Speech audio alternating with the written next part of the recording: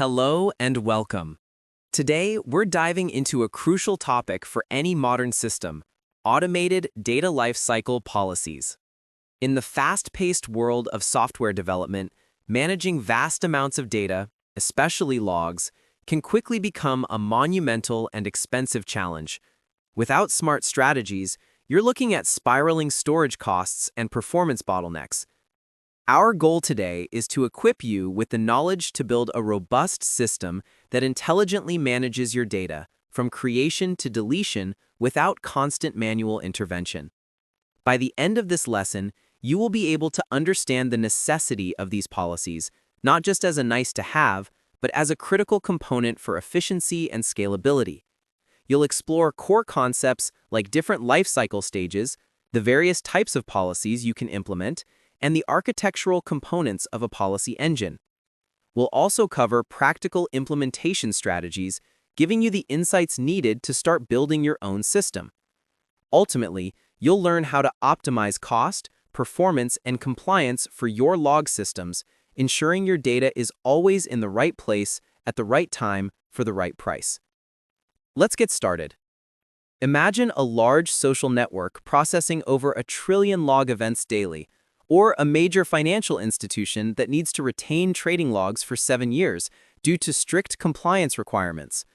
Without automated data lifecycle policies, their storage costs would quickly become astronomical, and system performance would degrade as high-performance storage fills up with old, rarely accessed data.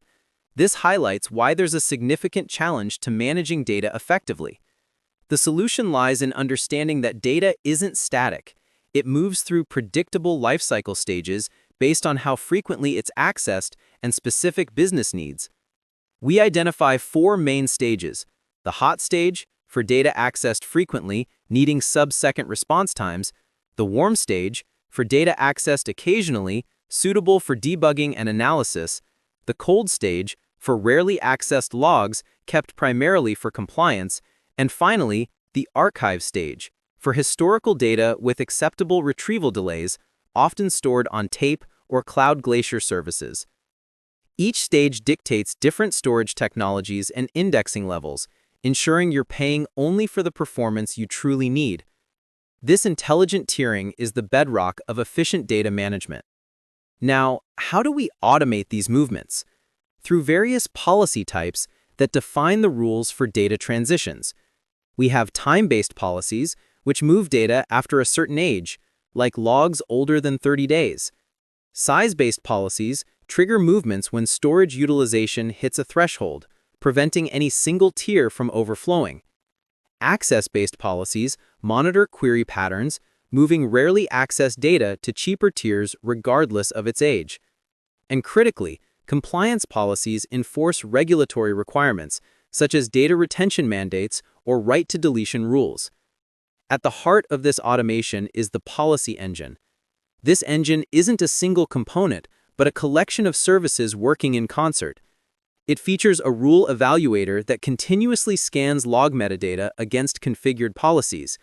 A scheduler then orchestrates data movements, often during low traffic windows, to minimize performance impact. The compliance monitor ensures all actions meet regulatory requirements, generating essential audit trails.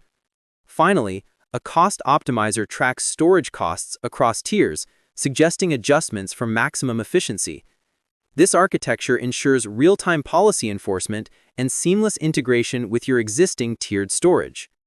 Moving from concept to production requires a strategic approach. First, start with conservative policies and tune them based on actual access patterns. Overly aggressive policies can negatively impact performance, while lenient ones waste storage costs. It's a delicate balance. Second, automate compliance directly into your policy rules. This is crucial for consistency and reducing audit risk.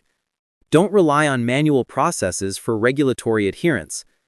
And finally, continuously monitor the cost-performance balance. Sometimes, paying a little more for faster storage actually improves overall system efficiency and user experience. For the core implementation, your policy engine operates as a background service, constantly evaluating log data against configured rules. It's more sophisticated than a simple cron job, maintaining state, tracking costs, and providing audit trails. The core evaluation cycle involves fetching active policies, finding matching logs, checking if an action should be triggered, and then executing that action, while recording the result for auditing. Rules combine multiple conditions: age thresholds for time-based rules, utilization for size-based rules, query patterns for access-based rules, and regulatory requirements for compliance rules. This layered decision-making is what makes your policy engine truly smart. We've covered a lot today, and you've gained invaluable insights into building resilient and cost-effective data management systems. Let's quickly recap our learning journey. You've learned to master policy-based data management by understanding the necessity and mechanisms behind automated data lifecycle engines.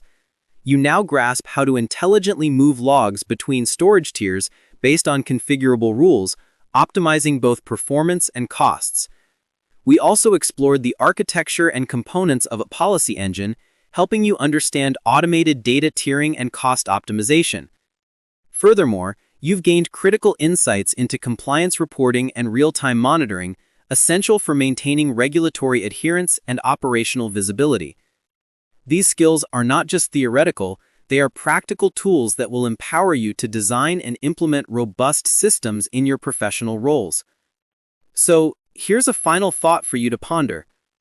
How would you apply these policies to a large-scale analytics platform that deals with diverse data types beyond just logs? Think about the different lifecycle stages and policy types that would be relevant. Thank you for joining today's lesson. Keep building and innovating.